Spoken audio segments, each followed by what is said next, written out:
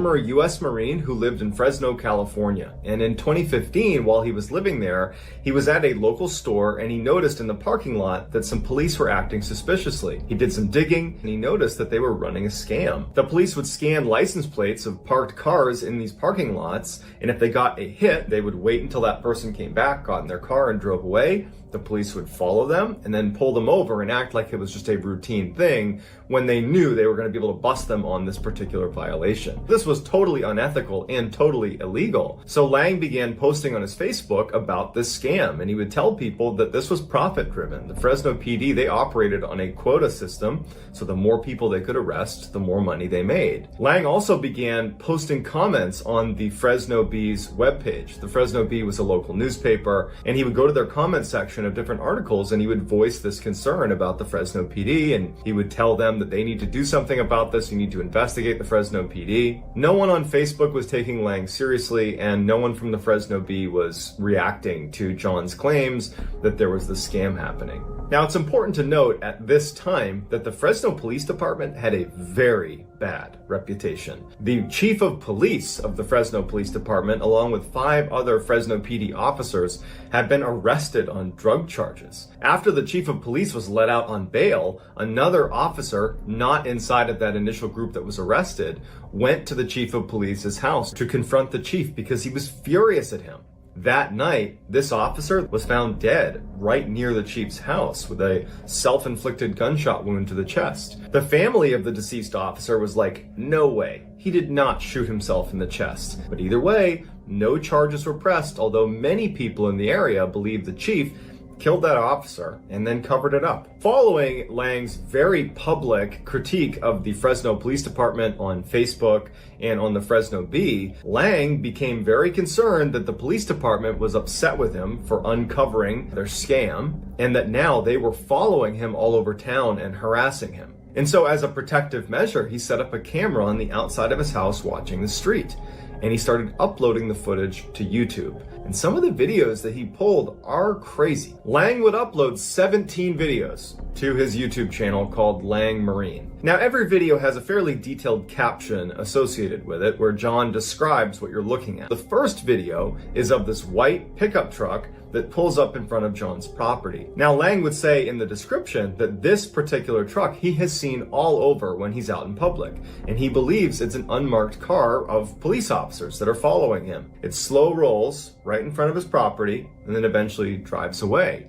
And then a few moments later, it drives back around and doesn't slow down and drives right past his house. Following these 2 drive-bys, Lang would say that he got a series of hang-up calls that he thinks were the police calling him to intimidate him.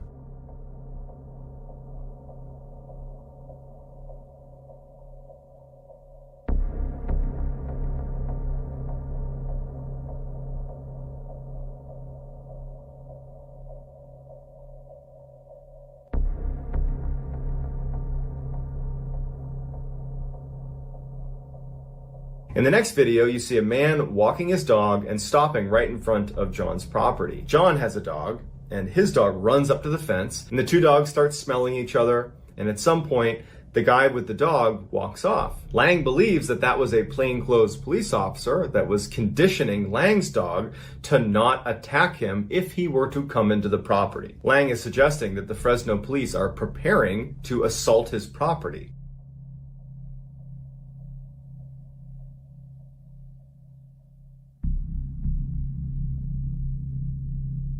In the third video, Lang claims that he came back to his house and someone had tampered with his security system, with that camera, and he was now missing 20 minutes of footage.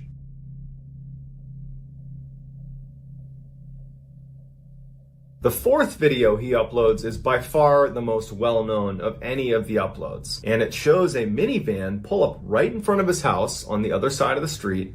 They slide open the door, and out pops this guy with some very high-tech camera equipment that Lang claims is a thermal imaging camera, and that they were scanning his house to see if he was home or not. Now, whether or not this was actually plainclothes police with a thermal imager or not, if it was my house and I saw someone across the street with that piece of equipment, I'd have some questions about what are you doing here? And apparently John felt just as concerned as I would have been, because at this point, he files an official complaint against the Fresno PD to their internal affairs. Lang claims that following that formal complaint, things only got worse. He believes that internal affairs gave that complaint to the rest of the police department, and that further upset them and made them target him even more aggressively. In the 5th video that Lang uploads to his channel, you see a guy in civilian clothes walking up to the front of Lang's property and then stopping right in front. He kind of looks up at Lang's property and then turns around and begins walking away. And then he starts texting and he gets into a car and he leaves. Lang believes this was a plainclothes police officer who was seeing if he was home and then reporting what he saw to the rest of the police.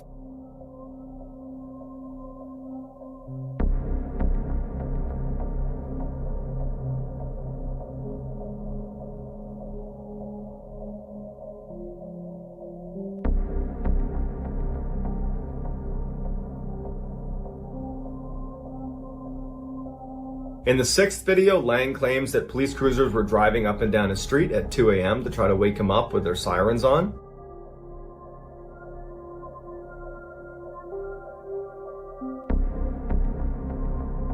The 7th video, without reading the description, would mean nothing to you. But when you read the description, it's pretty interesting. He says the 2 guys that lived next door to him had randomly invited him to come over.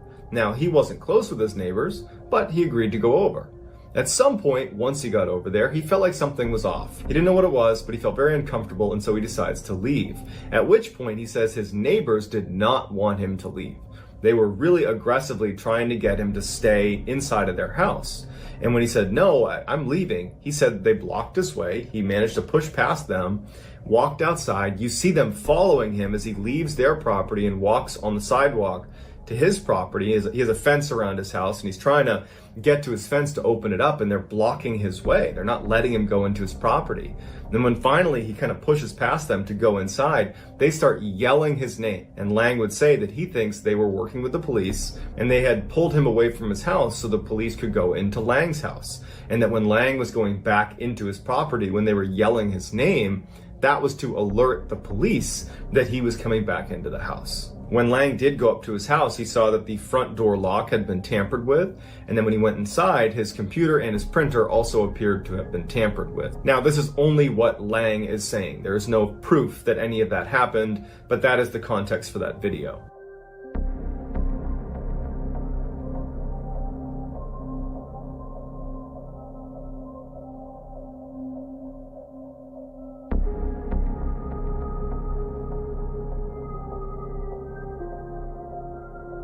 The 8th video shows 2 cruisers showing up in the middle of the night and parking out front of Lang's property, and at least 6 officers get out and are just standing there under a streetlight. They don't appear to be doing anything. It doesn't make sense why they're there, but they stand there and kind of look over at Lang's property for a decent amount of time before ultimately getting back in and leaving. Lang says they were doing that purely to intimidate him.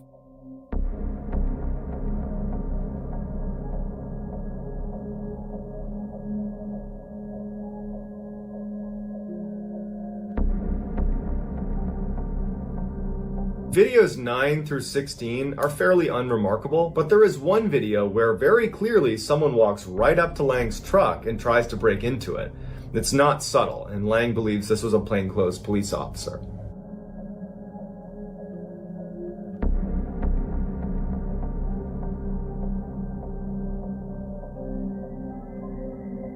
The 17th and final video that Lang uploads shows a carpet cleaning van pulling up right in front of his property. On the passenger side, a man gets out. He's wearing civilian clothes, just smoking a cigarette, looking up at Lang's property, and they're there for quite some time. And at some point, he gets back in the car after they don't do any carpet cleaning and they drive off. After uploading this final video, he goes onto Facebook and he shares a link to that video and he tells people to remember this van because he believed that the Fresno PD were just days away from finally launching their attack against him. Over the next couple of days, his Facebook posts become increasingly more panicked. He starts saying that he regrets ever critiquing the police department.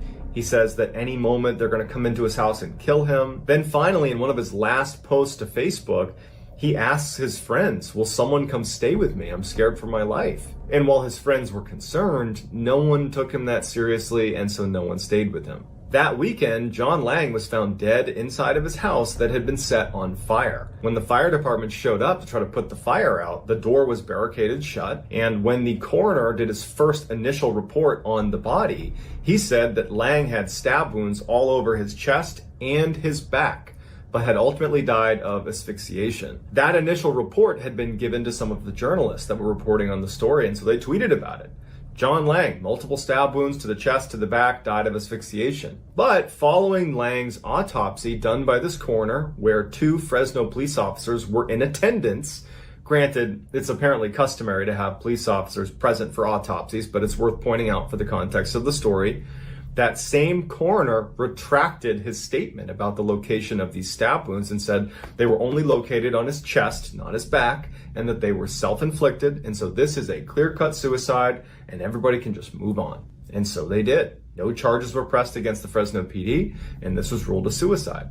When the news came out that this was considered a suicide, anybody that had been following along John Lang's claims either on his YouTube channel or on Facebook that the Fresno PD was out to get him, they were not buying that this was a suicide. They thought that the Fresno PD was responsible. A number of internet sleuths began investigating the case. That van that had pulled up in front of Lang's property in his final video when he said, "Remember this van?"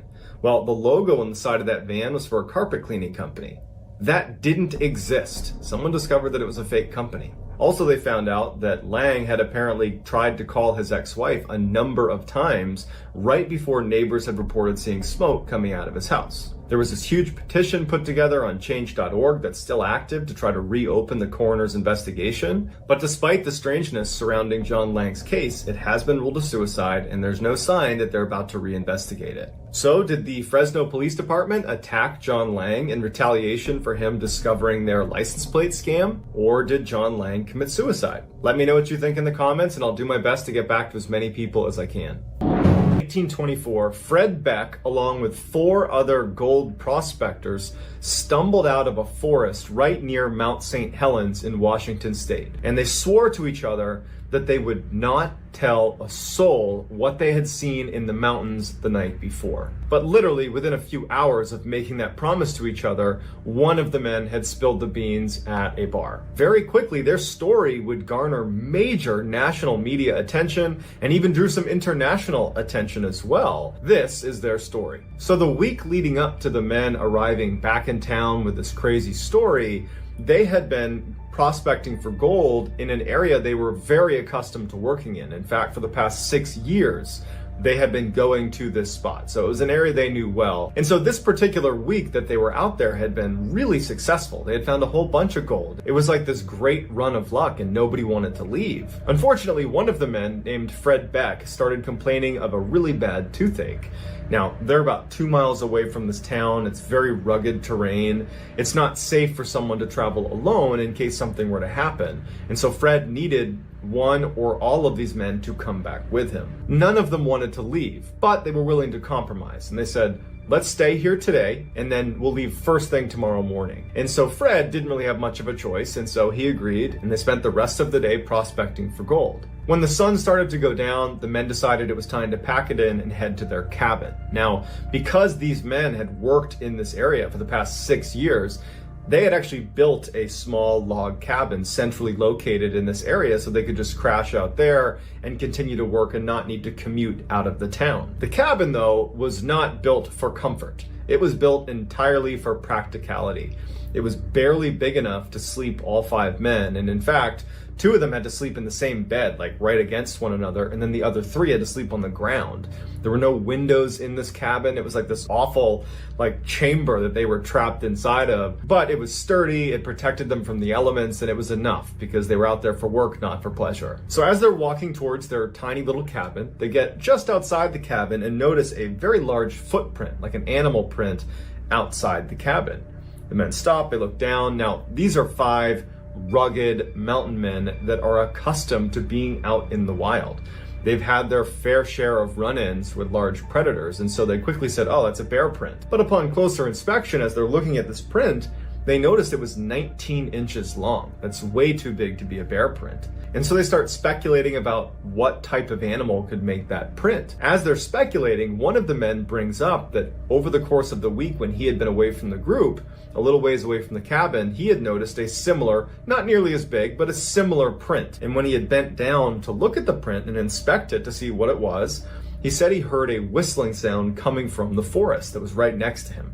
And so he stood up and he looked, but he didn't see where the whistling was coming from. And he thought to himself, I don't know what animal makes that sound.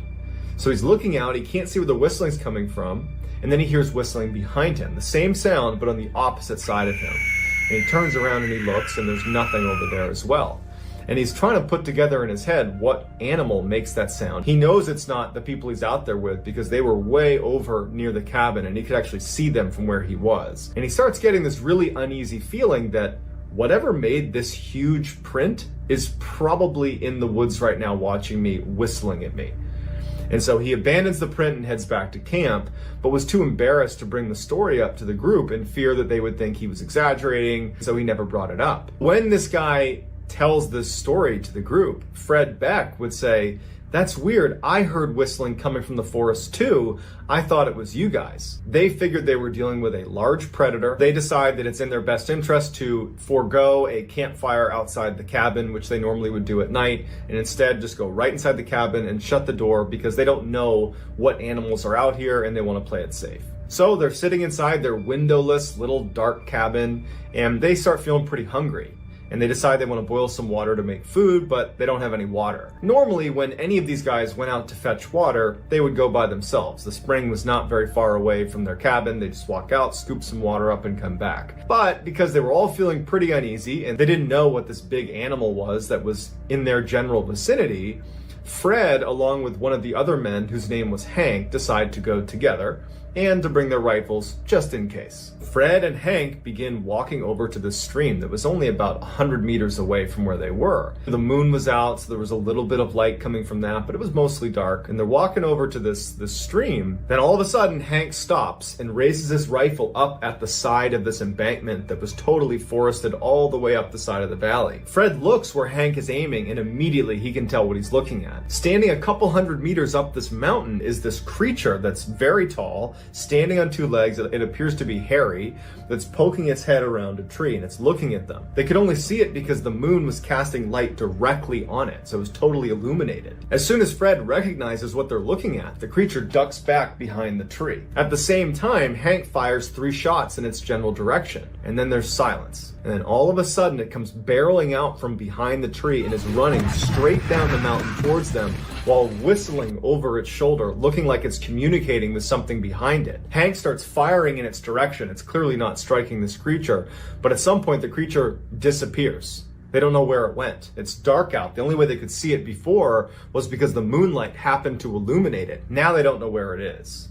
Fred and Hank abandon the water idea and they run right back to the cabin. They jump inside, shut the door, and they start barricading the door shut. The other men are like, "What the heck is going on?" And they start explaining what happened. They didn't know if it was a person or if it was this creature. They heard that whistling sound. All the guys are spooked. And now they're barricaded inside of this tiny cabin, and it's totally dark. There's no windows, so they can't even see what's going on outside of the cabin. And so they just had to sit there and hope that this creature does not come anywhere near them. After a long period of total silence, the men start to feel like, okay, whatever that was, it's not coming back. It's late at night. Let's just try to get some sleep. And so the men all lay down and eventually doze off to sleep. Then at some point in the middle of the night, something smashes into the side of the cabin, causing them all to wake up. Hank's yelling out because a piece of wood that actually made up the cabin had come loose from whatever had hit the side of the cabin and fallen onto him. So the group gets up. There's a little bit of light coming through this now, a little crack in the wall from where this wood plank came out. They can see what's happening now. There's a little bit of light inside. They run over, they get this plank off of Hank, and as they're trying to kind of make sense of this chaotic moment, they start hearing what sounds like lots of people running around the outside of their cabin. Hank, who was closest to this little slat that had been created from one of the planks falling out, just turns his head to look out the slat. Because of the moon, there was a little bit of illumination, and when he looked out, he was horrified because he saw 3 creatures, these tall, ape-like creatures, the same one that Fred and Hank had been shooting at up over at the valley before. They're standing 10-15 meters away from the cabin, standing upright, looking at the cabin. They're holding these small boulders in their hands. And as Hank is looking through the slat, he's trying to get a little bit closer to get a better look.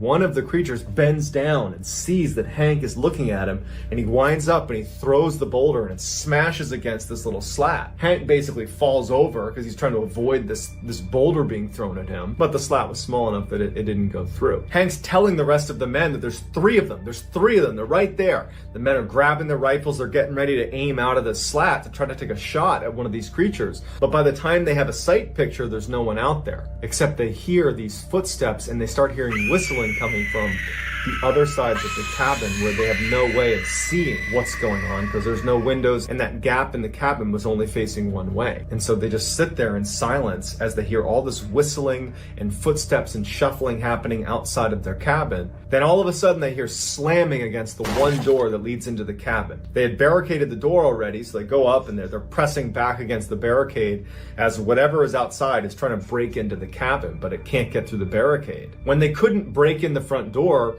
there was a barrage of these boulders smashing into the cabin. Now, these men had built the cabin. They knew it was sturdy, but they didn't know if it could withstand boulders hitting it. And so for hours, these rocks and boulders are smashing into the cabin. They never see them again through that slat. They kept periodically looking, and there was never any creatures that were on that side. It was like the creatures knew that they could be seen on that side, but couldn't be seen elsewhere. Finally, it just stops, and they sit down in the middle of the cabin. Fred was sitting in such a way that he could actually see the slat in the cabin that was now open and exposed. And as he's sitting there, Fred is horrified when he sees a hand slide into the cabin. A hairy, big ape hand that reaches in and starts fumbling around, grabs hold of an axe that was leaning up against the inside of the cabin. And as it's getting ready to pull it out, Fred runs over and twists the axe so it won't slide through the slat. And so the creature's slamming the axe, trying to get it out at the same time that Hank takes a shot and shoots right through the slat. The creature releases it and runs away. They hear all this whistling very close to their cabin, which made them realize that they had just been quietly waiting outside of their cabin. They had never left. But after Hank had taken that shot at the thing's hand, it sounded like almost a stampede was running away off into the forest. And at that point, the group was fairly certain that it was done. The next morning, when they saw through that slat in their cabin that the sun had finally come up, the men packed only the bare necessities. They got their weapons. When they finally opened up that door, all over the ground, all around the cabin were these rocks that clearly had been thrown at the cabin. The cabin itself had obviously withstood the barrage, but there was gash marks and slashes all over it. Feeling very lucky, the men start making their way out of the valley, and they make their way all the way back to town. And after the story kind of went viral, loads of people went out there to try to find these creatures, but no one ever could. In December of 1981, Mike Woolley decided he wanted to go deer hunting in his hometown in Louisiana. It was a cold day, it was great conditions for a hunt, and Mike had a deer stand that was set up about 1.5 miles down this old logging road that no one really used. He would take his truck and he would drive about halfway down that road, and then he'd get out and he would walk the remaining, half mile, 3/4 of a mile to his deer stand, because if he drove his truck in, he would scare away all the deer. He made it to his deer stand by about 3 p.m. that day, and he'd only been there for about 30 minutes when all of a sudden this young doe comes running across and stops right in front of his deer stand. The doe lays down and is clearly exhausted, and Mike would say that it looked like something was chasing it, and he assumed it was some huge buck. And so Mike's getting ready for this big buck to emerge when out of the corner of his eye, he sees something pretty big jump out of a tree. And he kind of turns his head and looks, and it's not a buck. It looked like a gorilla. He thought, okay, a gorilla must have gotten out of the zoo. But then he's thinking to himself, there isn't a zoo around here, and there's no circus around here, so it can't be an escaped gorilla. And then he was like, okay, someone must have put on a gorilla suit to stop me from deer hunting. They're out here to try to get me to leave this spot. They're anti-deer hunting, and so they're here to screw with me. And so Mike, believing that was the case, he starts yelling to them, take off your mask. This isn't okay. This isn't funny.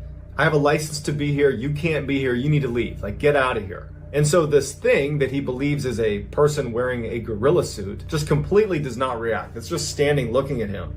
And it's about 15 or 20 meters away from him at this time, and it's just staring at him. It's on two legs. Mike starts to feel uneasy because he's thinking to himself, if this is somebody in a gorilla suit that's trying to get me to leave, wouldn't they right now announce that and say, you need to leave? They wouldn't just stand there doing nothing. And so Mike, even though he knew it was going to probably escalate the situation, raises up his rifle in the direction of this person to use his scope, to basically zoom in on this person and get a better look.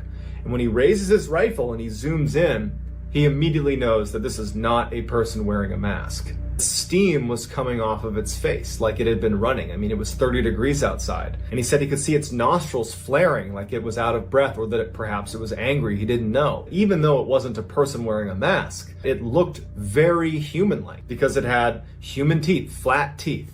It had, he said, human eyelashes. And just the general structure of its face appeared to be human. And he thought to himself, is this a feral human? Is that possible? Is this a person that has been born and raised in the wild? And so as he's pointing the weapon at this creature, looking through the scope, just totally dumbfounded. Mike has no intention of shooting at this point. He really just wanted to stare at it. The creature roars, and Mike describes it as like a lion's roar. This thing was suddenly really upset with Mike. And Mike believed later on that it was because he raised his weapon at this thing. As soon as it roars, Mike said that about 100 meters in the other direction, he hears this really loud, piercing whistle coming through the forest. As soon as that whistle comes through the forest, the creature that was still growling stops and turns its head in the direction of this whistle. And it whistles back. And so Mike, I mean, the hair on the back of his neck is standing up. He knows they're communicating, probably about him. And as he's realizing this, he lowers his weapon and he's looking at the creature in front of him who's whistling and looking in the direction of this way. And then that creature snaps back and looks right at Mike. And as he's wondering what he should do next, another creature walks out of the tree line and stands right next to the first creature. And the way it walked, it was walking like a human. It was on two legs. And they're both standing about 20 meters away looking directly at Mike. Mike is terrified.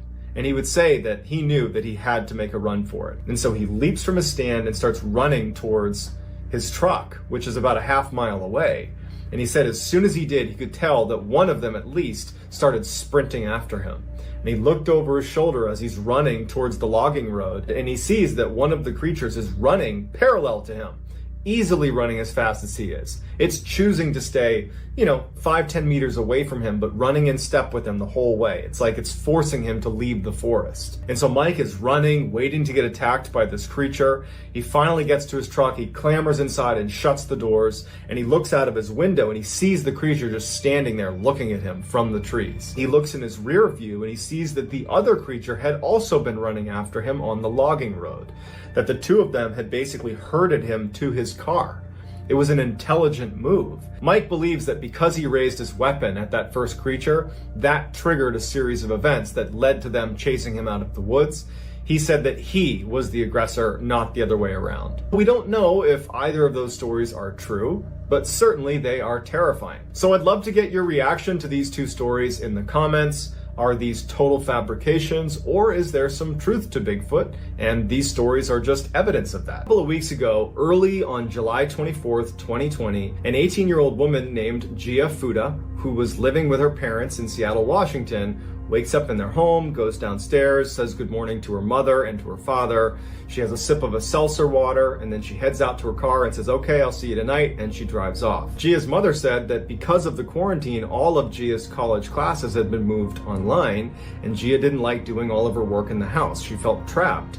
And so her routine consisted of getting up early and heading to Bellevue College, which is just outside of Seattle, where she could do some work in their library, do her online courses there, and then come back sometime in the evening. And so Gia's parents assumed that's what she was doing that day. But when Gia left that morning, she did not follow her typical COVID-19 routine of going to Bellevue College to do schoolwork. Instead, she hopped on the highway and she drove 60 miles to a very rural part of Washington state. It's very heavily forested. It's called Index, Washington.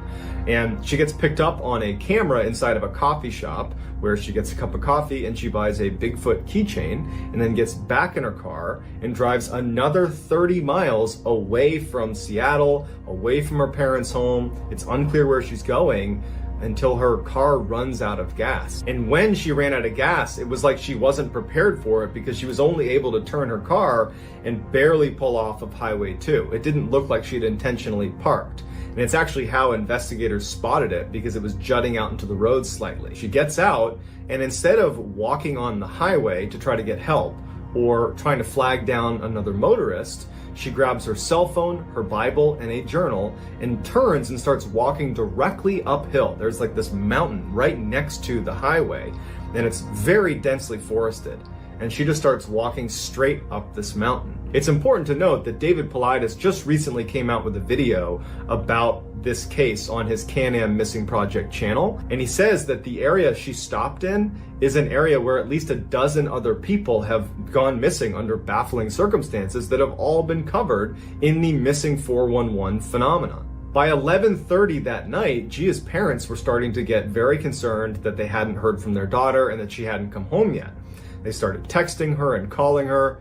No answer, no response. By 1 a.m., they called the police. So this huge search is launched to go find Gia. Hundreds of volunteers, they have all these professional search and rescue people out there, they have helicopters overhead, and almost immediately, within a few hours of the search being launched, they find her car on Highway 2. But no sign of her anywhere. The area that she was in was actually a dead zone for cell phone service, so they couldn't get in touch with her in part because they had no service, and authorities weren't able to track her phone because there was no cell phone reception. So they didn't have much to work with except that they generally knew where she might be, which is in this very thick section of the Cascade Mountains. And so for days and days, they're searching and turning up nothing. And unfortunately, as time ticks on, the likelihood of her being found alive is next to zero. But 7 days into this huge search where nothing has been turned up, they have this huge find. A couple of the searchers that were miles away from where she had gone missing. I mean, at this point, you're 7 days into the search. You have searchers combing miles and miles of territory, and there's nothing. They've found nothing. And these searchers are up near this scenic creek, where there's a little bit of a clearing, there's this creek, and they find in one area her jacket, her shoes, her phone, her journal, and her Bible, all in one area. It looked like she had just suddenly stripped everything she had, put it on the ground, but she was nowhere to be found. So while this find is certainly great progress towards discovering what happened, it unfortunately sent a message to her parents that at this point, you need to brace for the worst, because now your daughter is not only missing and has been for a week, she doesn't have any gear. She has no clothes, she has no phone, she's just gone and has nothing. So the omen was very bad at this point. But her family and the searchers were not willing to give up, so they continued to search this new area where all of her stuff had been found for another 2 days. And on the 9th day from when she had gone missing, they found her, and she was alive. She was sitting on a rock near this creek. When they approached her, she was very startled to see people coming near her. She clearly was not expecting to be found.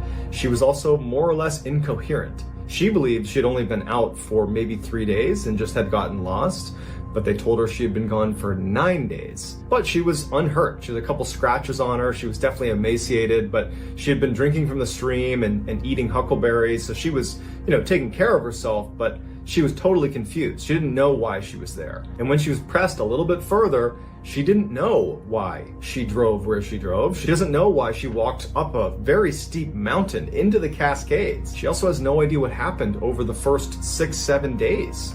She only recalled the last couple and thought that's the whole time she had been out there. So it's a very confusing story, and one that probably we will never get a clear answer to. This will just become another one of the thousands of very odd disappearances that occur all over North America, except at least in this case, she was found alive.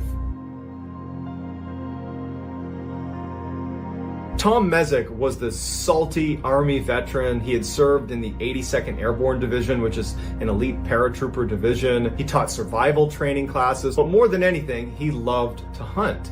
And he actually hunted in this one particular area in New York all the time with the same group of friends. In fact, for like 55 years, Tom and his 6 hunter friends would hunt this one area. On November 15th, 2015, Tom and his hunting buddies decide to go hunt in this area. And they got a bit of a late start. They didn't get out there till about noon. So they decided, in order to make up for lost time, to use this technique that's referred to as a deer drive, where you have stationary watchers that set up on a line about 100 meters apart from one another, and you have a group of drivers that kind of corral any deer or any animals in the area and push them so that they go past the watchers who can take a shot at those animals. And so Tom, along with 3 other hunters, were made watchers, and they set up along this hillside where Tom was all the way on the left flank, which meant on his left were no hunters. He did have a hunter 100 meters to his right, and then there was 2 other hunters all the way up the hill on the right as well, but he was on the outer flank of that line. And the 3 other hunters that were going to be doing the driving were to his right as well. Behind this hill, they were going to try to push the deer up and over this hill down to this line of watchers. After 3 hours and no luck, they haven't seen one deer, they start to also comment on the fact that there doesn't seem to be any wildlife at all. No squirrels, no birds, no anything. There's just silence, which is very odd for this area. And when you consider that this group has hunted this area for 55 years, they have a really good understanding of what normal looks like. And before anything happened with Tom, they were already talking about how strange that was. Also, one of the watchers who was right next to where Tom was, about 100 meters away, he recalled hearing a very distinct sound, like a whooshing sound or a snapping sound, coming generally from where Tom was. But he didn't think much of it at the time. That is, until they got back to their cars after calling off the hunt because they had been unsuccessful, and everyone's there except for Tom. And they go back out, they're yelling for Tom, they're wondering, did he fall down? They're like, okay, let's radio him, because everybody had radios. There's no answer from Tom. They're searching the area where he was. They start shooting their rifles into the air. They can't find him, and they think, okay, well, we don't know what he's doing, but this guy is super competent. He was healthy. Let's just go to the cars and wait for him. And so they're sitting at the parking lot, which is not very far from where they were hunting. And this is an area they always parked in, and this is an area they always hunted in. So they knew that Tom knows where they're gonna be. And so they sat there waiting, and he's just not showing up. So eventually, the hunters call it in to the rangers that he's gone missing. A massive search is launched for Tom. I mean, they are combing this area. They got helicopters, professional search teams. They're looking in lakes. They're looking under logs. They're looking everywhere. And there's not a shred of evidence of Tom. They can't find his walkie-talkie. They can't find his gun. There's no clothes. There's nothing. He's just disappeared. On the 4th day of the search, the FBI shows up and they get involved in the search, which didn't make any sense, because why is the FBI getting involved 4 days into a search for an elderly hunter where there's no sign of foul play? Why are they getting involved? It didn't really add up. And all they would tell Tom's wife is that they believed that something was off about this case, and that's why they were there. But they couldn't elaborate unless more information came in. But nothing ever shows up. Even though Tom was a bit older, he literally taught survival classes. He was the guy teaching other people how to survive in the woods. He also has been hunting in that particular area for 55 years. How is it that he in no way was able to signal that something was wrong, and that all these people, including the FBI, can't find any trace of him? It just seems like something is off. I gotta agree with the FBI on this one. In 2013, 51-year-old Dale Stelling decided to take a trip from Texas, where he lived with his wife and his parents, up to Colorado. He was an avid outdoorsman, and he had always wanted to go hiking and camping in Colorado. So he, his wife, and his parents load up the RV and they start making their way up to Colorado. On June 9th, as they're making their way to Colorado, their RV breaks down in New Mexico. Even though they were eager to get to Colorado, Dale saw that where they had broken down was near the Mesa Verde National Park, and he thought, well, we weren't planning this, but let's just stay here for a night and go check out the park tomorrow.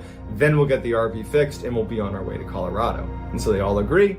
They stay the night, and the next morning they head over to Mesa Verde National Park. It was a very hot day that day, and Dale's wife was overweight and not very healthy, and his parents were very elderly. So when they got to the park, They ended up just sitting at the visitor center and no one really wanted to actually go walk around. But Dale was an avid hiker and he didn't like the idea of just sitting around all day. And so at some point Dale just says, hey, I'm gonna go stretch my legs and walk this trail here down to the abandoned city ruins. There was this city that had been built into the cliff that lots of tourists would go check out. And so his wife and his parents, they don't bat an eye. They say, okay, we'll see you in a little bit. And Dale was off. Dale made it seem like it was going to be a very quick trip. And so when he didn't return in 2 hours, his family decided to tell rangers and say, hey, you know, our husband, our son, he went hiking down that trail there towards the ruins and we haven't heard from him. We can't get in touch with him on the phone. You know, can you guys go look for him? The rangers actually were not concerned at all. They said that we've never had anybody go missing for more than a few hours here. It's pretty hard to get lost. You know, there's lots of tourists here, well-marked trails. Just give it a couple more hours and if he doesn't show up, then we'll go out and look for him. But after about an hour and they still hadn't seen him, his family really pressed the issue with the rangers and they would go looking for Dale. And of course they can't find him, but they found a number of tourists that had seen him on the trail that he said he was going to be on. They had even talked to him. He was a very energetic, charismatic guy. And they would say that he seemed like he was just another tourist enjoying his time at the park. There's nothing odd about his behavior at all. And he was walking towards the area where he had told his family he was going. While that information was certainly useful, they still couldn't find Dale. And they were really fighting against the elements on this one. You know, the temperatures were over 100 degrees Fahrenheit and had been all day, and Dale didn't have any water. So they really had a limited amount of time to find him. So within 24 hours, there's this huge search that's launched for Dale.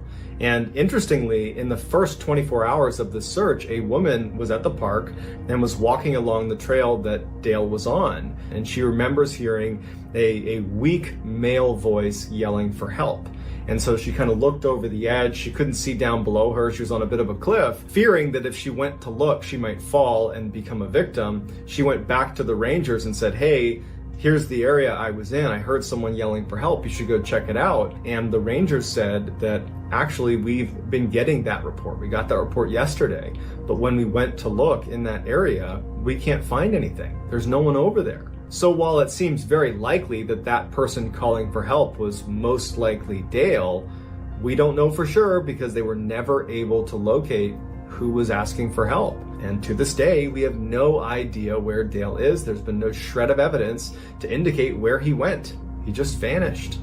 In June of 2009, US and NATO forces surged into Afghanistan. Troop numbers escalated dramatically in preparation for this massive offensive against the Taliban. During this surge, a very small team of Marines, 8 Marines, were given a mission to go to an observation post in Helmand province where a group of British soldiers were stationed at the time. An observation post, or OP as it's called in the military, is any location where you're able to observe, hence the name. Most OPs, if not all OPs, are located on high ground because that provides you the best view. OPs are very strategically valuable. You have the higher ground and you can see what's going on around you. And so as a result, OPs become prime targets for attack. Now, the OP that these Marines were going to, OP Rock, was a little bit unique. It was strategically very important, but it didn't really have the higher ground. All around it were other large pieces of terrain, which meant if you poke your head up for too long, you might get shot from a sniper on the mountain. And so OP Rock was like a very dangerous and isolated place to be. Not to mention laughably small and had almost no amenities. It was basically a couple of HESCO barriers, those big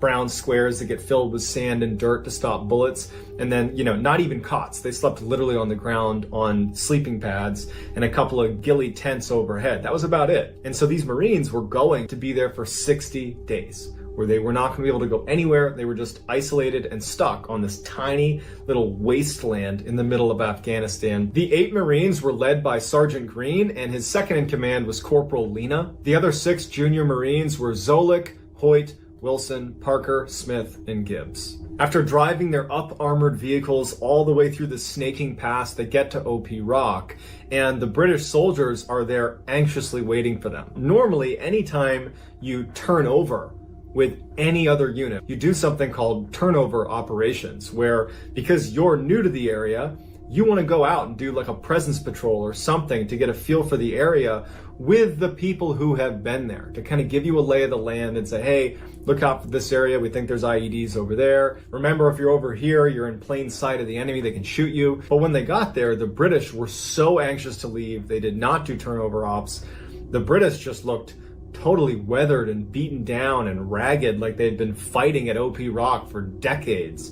But they'd only been there for 60 days, the same amount of time that these Marines are about to be there. And before they leave, one of the British soldiers turns and says, hey, just so you know, if you dig anything up here, just put it back. And the Marines look at him like, what are you talking about? And he doesn't elaborate. He just says again, if you dig anything up, just put it back. Trust me. So that night, the men have settled into their new home for the next 60 days. And the way it works on any base in the world, but certainly in a war zone, is there's always someone manning a guard post. And so the first night, it happened to be Corporal Lena's turn to be on watch. Corporal Lena is the second in command of these 8 Marines.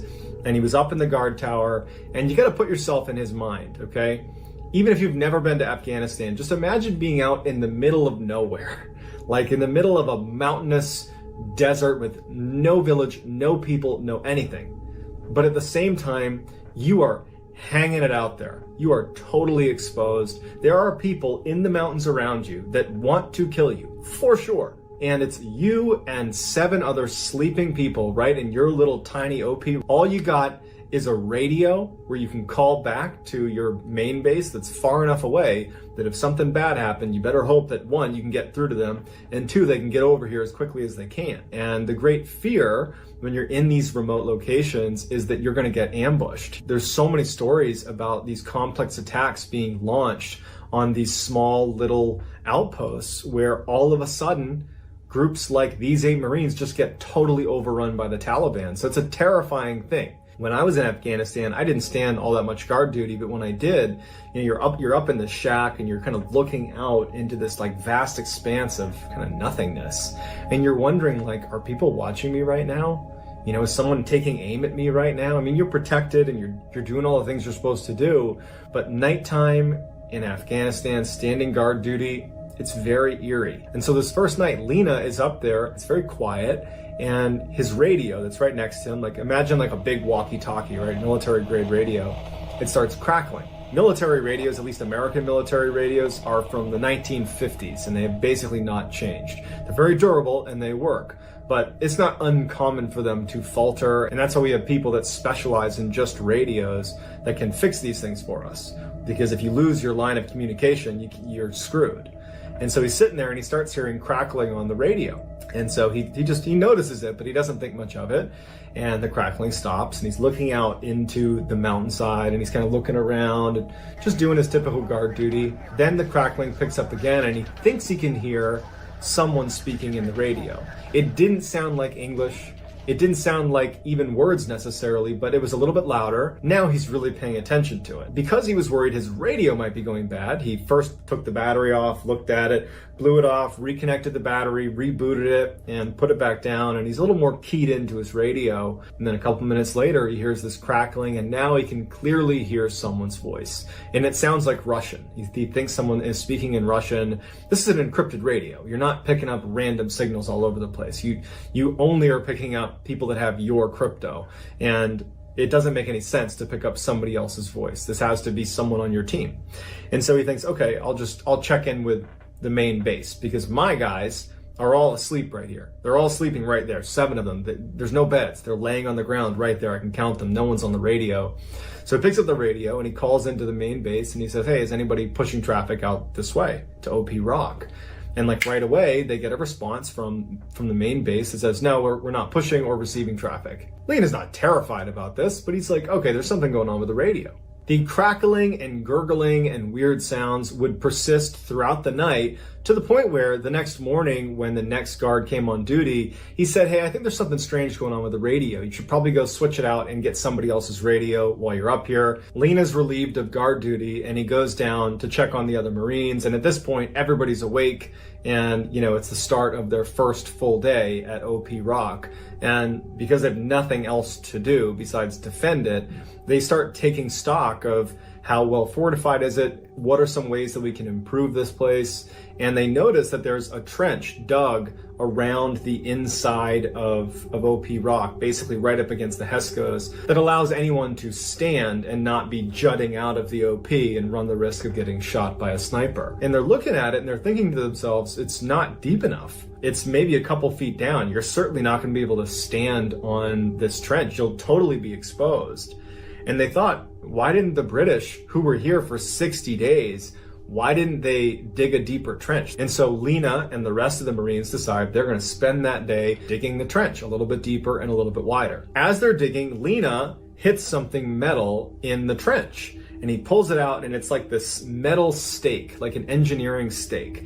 And he brushes off the dirt on the stake, and he's looking at it, and he can see some foreign writing, and it looks like Russian writing. And he's thinking to himself, oh, that's not that weird. Back in the 80s, the Russians were here, and it's totally possible that they may have left some of their gear here, and it got buried. About 10 meters away from Lena is one of the younger Marines named Wilson, who's digging, and at some point he hits the ground, and like a pocket in the soil opens up. And he sees there's some pottery and some pieces of what look like ceramics that are inside of this hole. And after pulling out some of the plates and pots, they pull out a huge human bone, a femur, your leg bone. They ultimately decide to tuck the leg bone back into where it was, and they stop digging in that area, and they continue to dig in the other sections of the trench. But they couldn't dig more than a couple inches before running into more human remains. And by the end of the day, they had unearthed dozens of skeletons inside of this trench. And so they realized that this is probably what the British meant when they said, if you dig something up, put it back. A couple of weeks go by, and the Marines at this point have accepted that they live in a very creepy place. And on day 13 of being at OP Rock, Hoyt, who had just turned 20 years old, is up on guard duty. As he's sitting there, he starts getting this really uncomfortable feeling that someone is right behind him. And so at one point, he turns around to look at what's behind him, basically looking back into the camp itself. And now, coming from outside the wire where he had just been looking, he hears this horrible, blood-curdling scream. He turns around and he's looking out. He's got his night vision goggles on. He's looking around for anything. And all of a sudden, a couple hundred meters away, he sees a man running between one bush to another bush. Now, they know that at any time they could get attacked. So they're not thinking that this could be anything other than the Taliban coming to attack them. And so the other Marines have jumped up because they heard the scream, and they're looking to Hoyt to be like, what's going on? Hoyt is saying to them, I got a guy, he's about 200 meters away. I just saw him running right to left. Lena runs over to the edge of the Hesco, and he raises his rifle with a thermal imager on it, and he's looking out, and there's no heat signature out there. It's totally cold. There's no animals, there's no people, certainly, there's nothing. And Lena is yelling to Hoyt, where is he? Where do I need to look? And Hoyt's saying, he's right there. I just saw him go behind that bush. But Lena is looking out and he can't see anything on thermal. And he's like, I don't see anything. There's no one out there. The Marines also had a dog that they inherited from the British soldiers that had been there. Her name was Ugly Betty. They loved Ugly Betty. They took care of her, and she was apparently really good at identifying when people were coming towards the OP. So she was a great watchdog. And this whole time, she had been looking in the same direction that Hoyt had seen this figure, and she is barking like a maniac. And even after they're looking with thermal and they can't see anyone out there, they can't get Betty to calm down. She's completely transfixed on the area where Hoyt had seen this figure. So for the rest of the night, the Marines are totally on guard, anticipating at any moment that they're going to get attacked. Someone's going to take a shot, they're going to throw a grenade in, because we lost this guy who was right there in front of us. So eventually, the next day, when they didn't get attacked, they just kind of said, okay, and they moved on and just figured it was an anomaly. Another couple of weeks later, on day 26, Zolik, who's another one of the younger Marines, was on guard duty, and it was really hot. He remembers even taking his helmet off because he was sweating so bad. And then at some point, while he's just looking out into the vast open nothingness, he said that the temperature dropped inside of the shack dramatically. So much so that he actually felt cold. There was no breeze, there was no reason for it to be getting cold. And as he's thinking to himself, like, is there a storm coming in or a cold front coming in? He starts feeling like someone's standing behind him. And he keeps looking over his shoulder and no one's there. He's in this tiny little shack.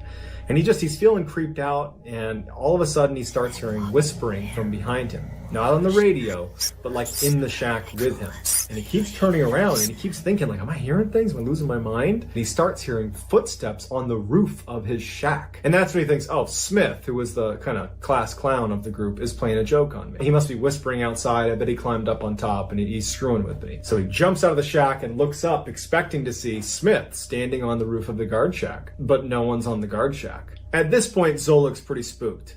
He does a quick search on either side of the guard shack, thinking maybe Smith is there, but no one's there. And then he turns around and, of course, sees that the other 7 Marines are all asleep. So it wasn't Smith. It wasn't any of his teammates. At this point, he goes back in the shack and he raises his rifle and he's looking through his thermal scope. So any human would light up like a Christmas tree if you saw them on a thermal. And he's scanning outside all around, thinking, did I hear someone who's out there?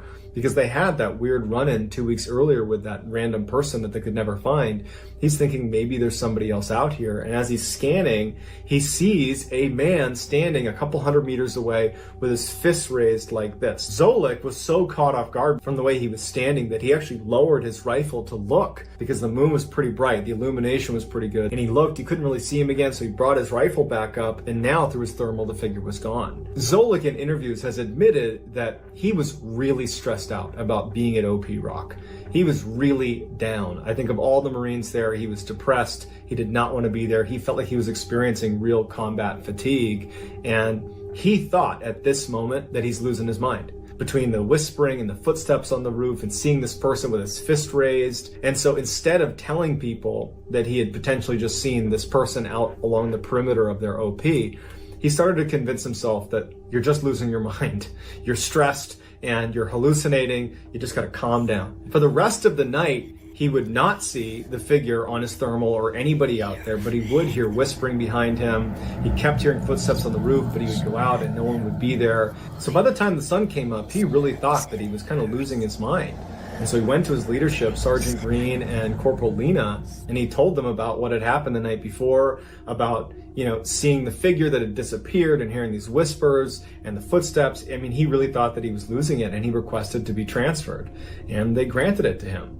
And the other 7 Marines were really upset about that. They felt like he was kind of abandoning them, and they were really critical of the reason for him leaving. They're like, oh, you're just playing the crazy card. You're just making that up so you can leave this crappy place that we don't want to be here either.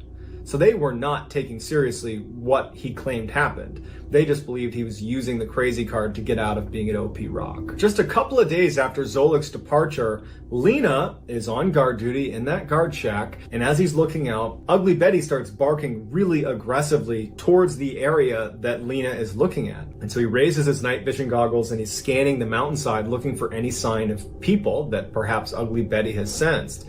And he stops when he sees what he believes is a Taliban scout standing on the mountainside, who's pretty far away, a few hundred meters away, and he switches to his thermal scope to confirm that it's a person before he engages. And when he raises his thermal scope, there's nobody there. There's no heat signature anywhere. But Ugly Betty is still barking like a maniac in the direction of where this potential scout was standing. And so Lena goes back to his night vision goggles like a second later, and he's looking, and he sees the same scout, now about 100 meters closer to him, way closer to him.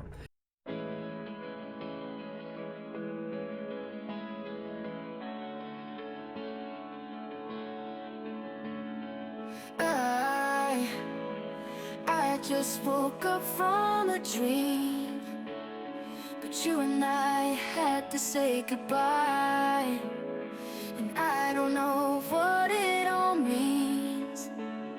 But since I survived, I realized wherever you go, that's where I'll follow. Nobody's promised tomorrow, so I'ma love you every night like it's the last night, like it's the last night. If the world was ending, I'd wanna be next to you.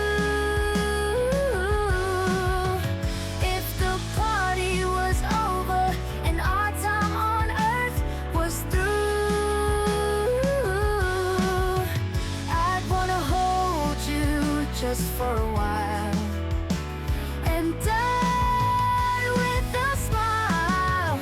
If the world was ending, I'd wanna be next to you.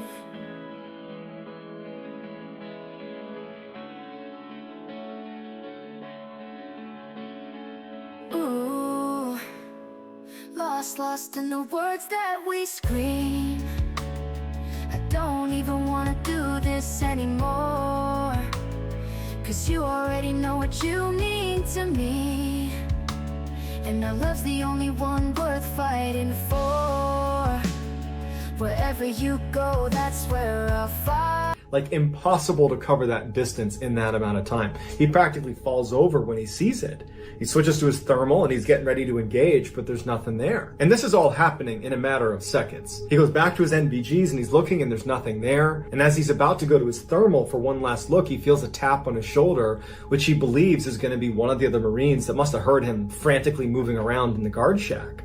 And when he turns, there's no one there. There's no one anywhere near the shack. All 7 are asleep in the middle of the camp. At this point, Lena felt bad because he was critical of Zolik, who had left because he had heard voices and seen apparitions out in the distance. And here's Lena, the second in command of the group, having the exact same experience. But over the next 10 days, Hoyt, Smith, and Wilson would all have very similar experiences in that guard shack. And after a while, they all began sharing their stories, and they all realized that Zolik probably wasn't lying, and we were unfair to be critical of him because we've all experienced this now. Then on day 59, the day before they're scheduled to leave, all of their radios go dead. All of them. And Lena goes over to Gibbs, who was their comms guy, and he's like, what's going on? And Gibbs was like, I've been working on the radios this whole time we're here. I've changed nothing. They've always worked. Now, they did have a satellite phone, but it was an unreliable way to get in touch with reinforcements if you really needed it. They're pretty much isolated at this point, and they're all just sitting there, just hoping they can get through one more night without any problems. Wilson is the one actually in the guard shack, and then all of a sudden, machine gun fire opens up right outside of their base. And Wilson is totally caught off guard. He has no idea where it's coming from. He's trying to call it out to the guys where they're getting shot from, and all the other Marines are scrambling to the walls. They're taking cover behind the Hescos, and as they're laying there, Lena runs up into the guard shack with Wilson. He's like, grabs him and he's like, where are they shooting us from? And Wilson's like, I have no idea. And it's like, it's so loud. There's all this gunfire coming in at them. And as Lena and Wilson are trying to figure out where this is coming from, they hear the distinctive sound of an RPG being fired at them. It's a rocket-propelled grenade.